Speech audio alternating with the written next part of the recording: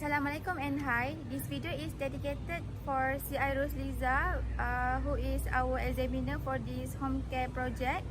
Okay, our group member consists of me, myself, Nurul Nazira binti Anwar Syahadat. I'm Safi Afrina binti Safnazi, and I'm Nafisa Afika binti Abu Qasim. Assalamualaikum and hi, especially to the CI Rosliza as our examiner. Today, our group would like to presenting our home care package.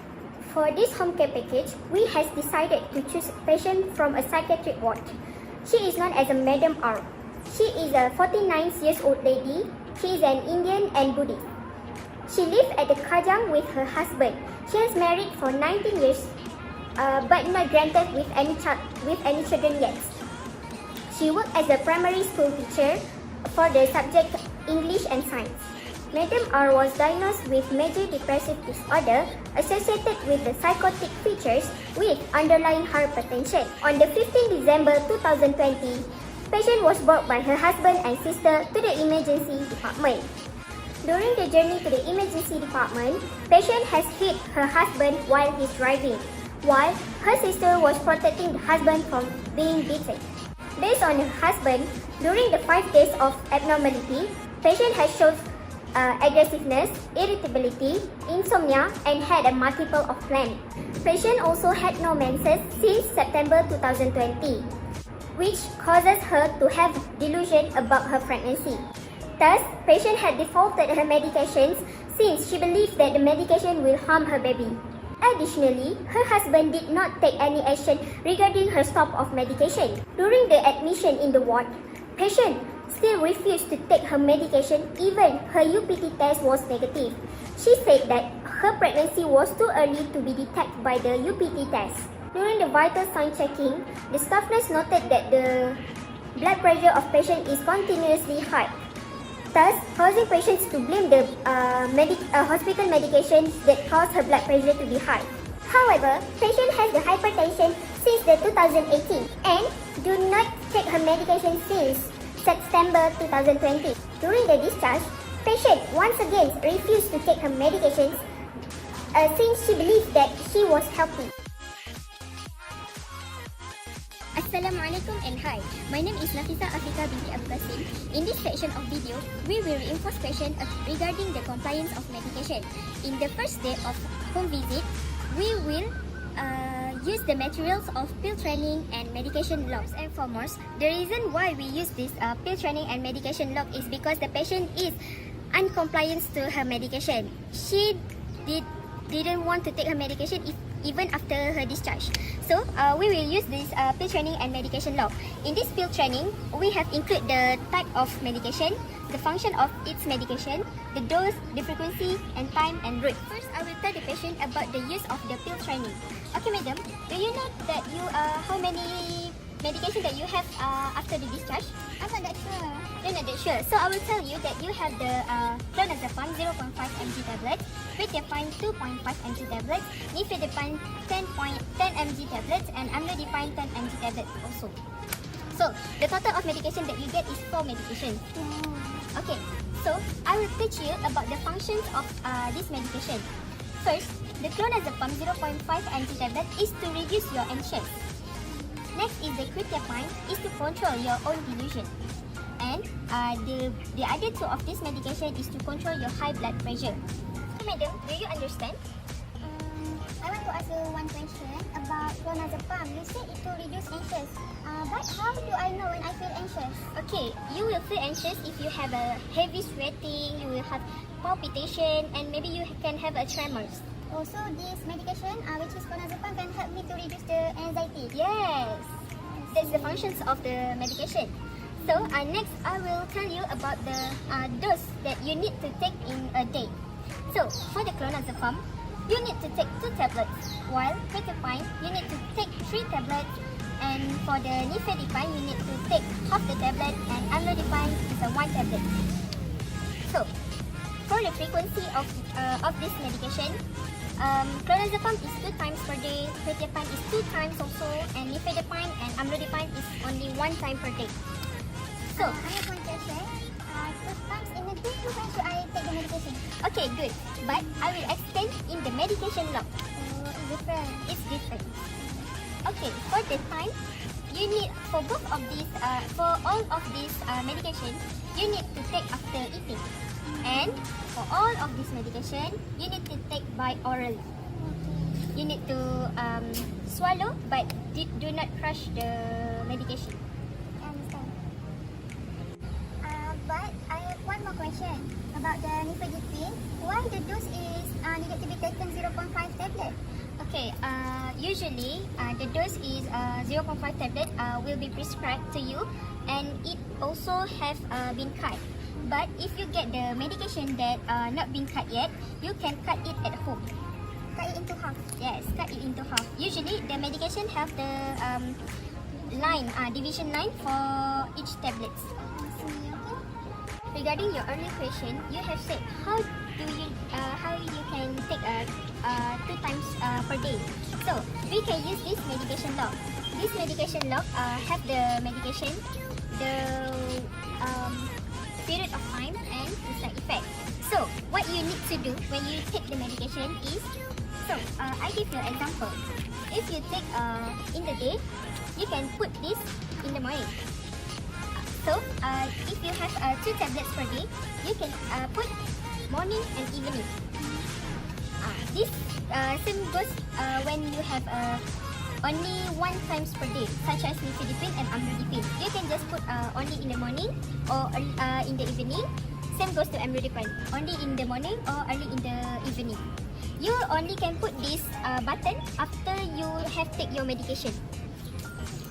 How this medication log can help me? Okay, this medication log will track your dose in a day. This will help by reduce your risk for overdose or incomplete dose. So this will help you to track down in a day, your medication in a day. So are you curious how the side effect section in this medication log? Okay, I will tell you how to use this section in this medication log. You can list down your side effect in this section, and then you can tell to your doctor if you have the follow-up. So you will remember what the side effect of this medication. So if you don't have side effect, you just simply don't put it in here lah. Can I know what is the common side effect of the clonazepam? The common side effect of the clonazepam is you will feel dizziness, sleepiness, nausea, but it is common. So you need to take a rest after you take this kind of medication. Or if the side effect is become severe that can affect your activity daily living, you need to seek for doctor help immediately. Okay. There are skills required to the caregiver in serving the medication to the patient. First, I would like to suggest the caregiver and patient to buy this medication box. They are required to buy 2 of this box to differentiate the morning dose and the evening dose. First, I would like to teach the caregiver in serving the medication. Okay, sir. First, before you serving the medication, you need to ensure there's the right medication and right dose in this medication box. Next, you need to ensure that there's water before a cup of water before serving a medication. Then, before you serving the medication, ensure both hands are clean. And then, you need to supervise the patient to swallow her medication. Lastly, you need to checking that patient has swallowing her medication by checking the mouth at the cheeks, below the tongue, and upper palate. Okay. Now, I would like to demonstrate to the patient.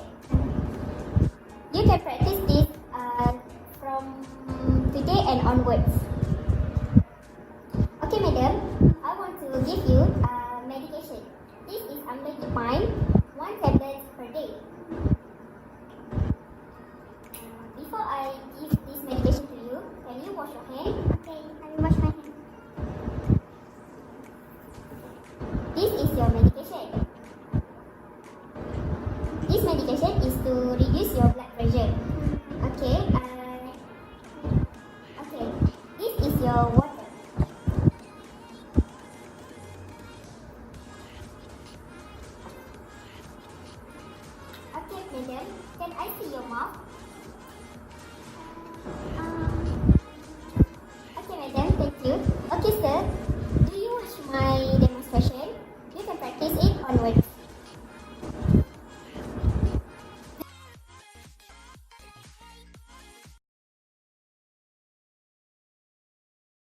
Assalamualaikum warahmatullahi wabarakatuh. My name is Safi Afrina binti Safnazi and I will be explaining our plan of care regarding in day 2. So in day 2, we will be focusing on the caregiver itself, in which we will be teaching the caregiver on how to promote safety while providing the best care for the patient. As we all know, the patient had a history of acting aggressively and had hit her husband while he was driving to the HUKM. So we believe that it is important for the caregiver to learn the safety plan and also the self-defense technique to ensure that both he and the patient are safe at home. In this session, we will give 4 simple lessons to the caregiver.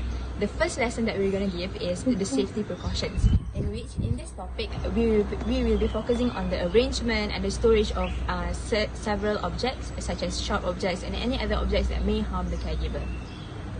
The second topic that we're going to talk about is the suicidal warning signs, in which the caregiver itself will acknowledge the signs of suicidal. Therefore, it will help the caregiver to react immediately by elevating the safety plan. The third one that we're going to talk about is the management on how to manage an aggressive patient. So this management is what we call as a de-escalation technique, in which to de-escalate the mood of the patient. So this technique is gonna be presented to the caregiver via a video. So that's the first and the second topic. And the last one is the topic about self-defense technique, in which we will educate the caregiver on how to defend themselves while the patient is acting aggressively.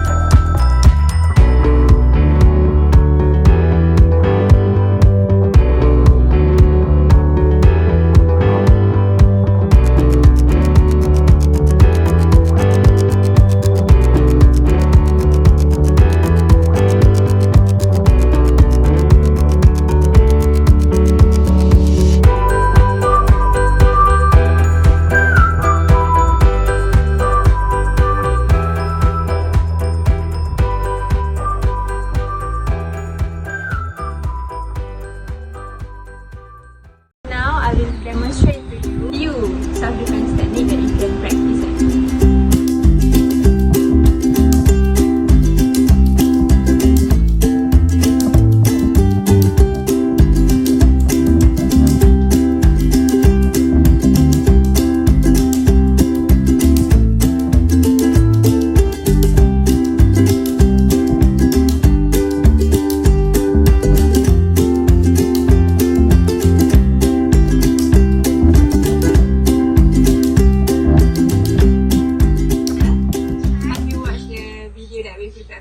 I already watched the video. It's a good video. Yes. But I have one question for you. What is it, sir? Actually, I want to know how should I confront her when she get aggressive at home. I don't understand how to do it. First thing first, you have to keep calm. And then the second one is that ensure to keep your distance from the patient, which is 1 leg away from the patient. And then the second one is that you have to ensure you must not stand right in front of her, as this may trigger her aggressive behavior. Oh, I understand. Okay. Thank you. Alright, thank you.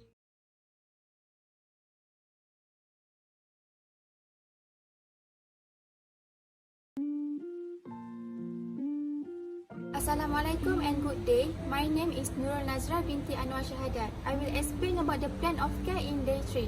First of all, we will reassess the patient and caregiver understanding and cooperation on the plan of care that we made on day 2, which is about safety measures. Then, we will help the patient to identify the factor or stressor that can trigger her depression. Moreover, we will identify the psychological support need by the patients and caregiver. Moreover, we will identify the patient's dietary intake in controlling her hypertension for the plan of care on the next day. Now, I will talk in detail about the plan of care in day 3. For the plan of care in day 3, we would like to ensure the patient is able to perform an effective coping mechanism on managing her depression. This is because this patient is diagnosed with major depressive disorder due to stressful life events, which is she has been married for 19 years but still has not blessed with child. She has done multiple IVF but no positive result on that.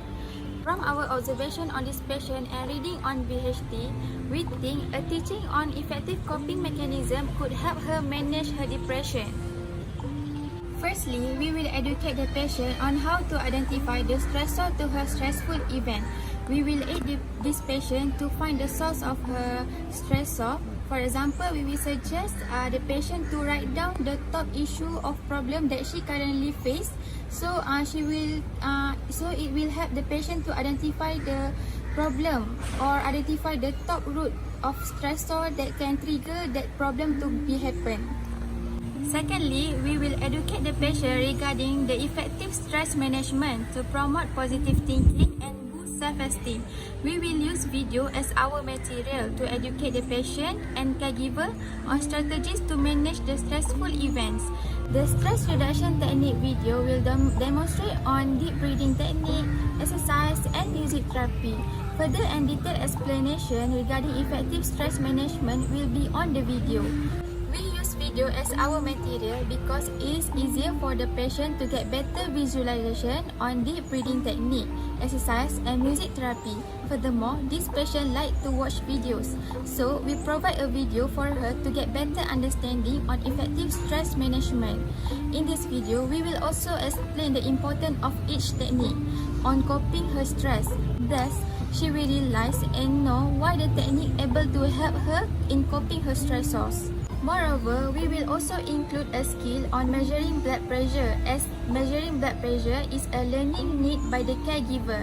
This patient has underlying hypertension. In addition, the video will educate the patient and caregiver regarding the complication if she are incapable to cope with her stress, which is it may lead to hypertension. Since her caregiver does not have a proper knowledge on measuring blood pressure, thus in this video, I will demonstrate a skill on the BP measurement. Next, we will educate the patient and the caregiver about the importance of psychological support after we identify the psychological needs of the patient and the caregiver. We will suggest the patient and the caregiver in seeking help from the counseling if they are not capable to handle the problems. We will use some resources of support group that available and suitable for her to contact. In doing this, we will provide a suggestion or list of resources and send to her through email.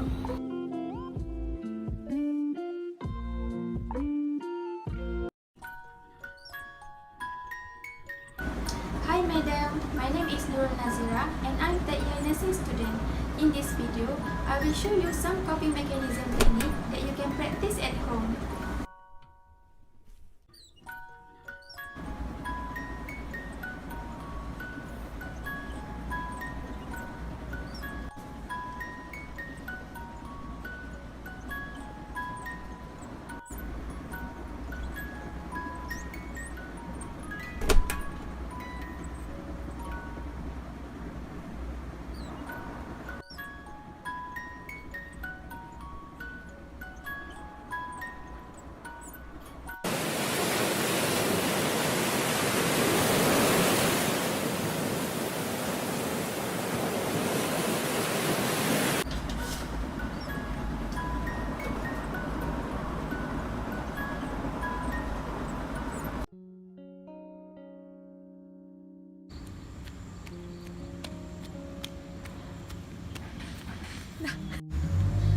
exercise is also another way of stress reduction technique.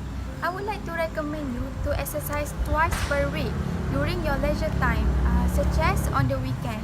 You can exercise in the morning or in the evening.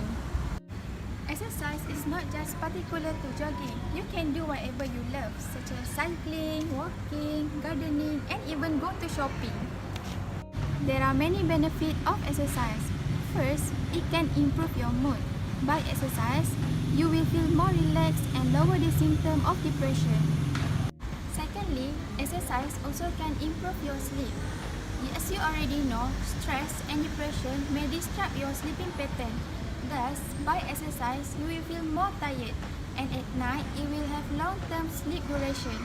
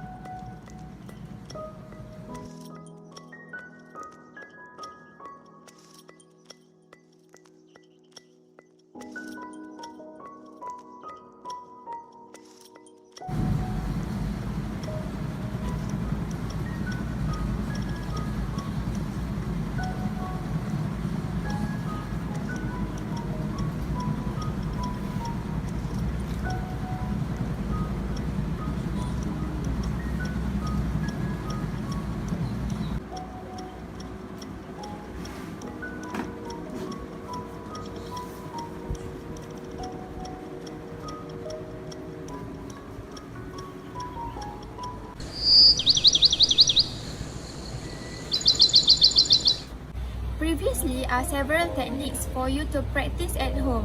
However, if you incapable in handling your stressful situation, there will be complication to your health, which is it may lead to hypertension.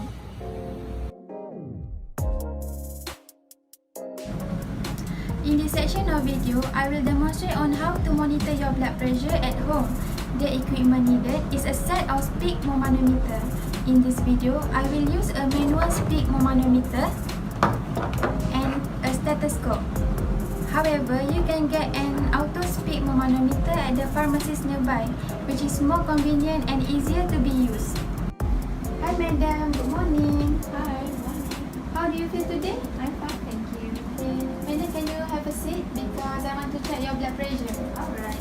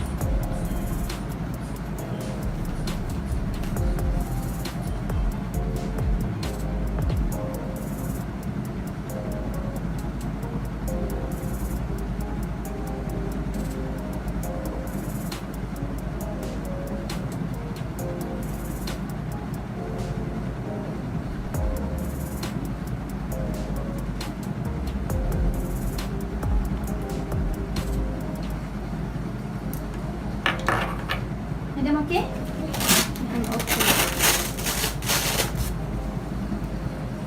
Okay, madam. I already checked your blood pressure.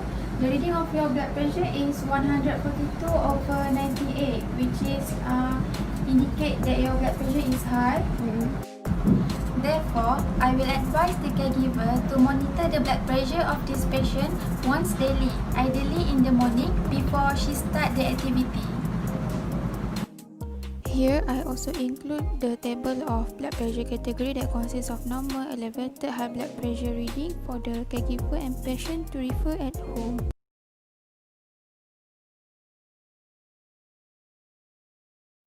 Assalamualaikum warahmatullahi wabarakatuh and a very good day. My name is Safi Afrina binti Safnazi and I will be presenting on our package in day 4.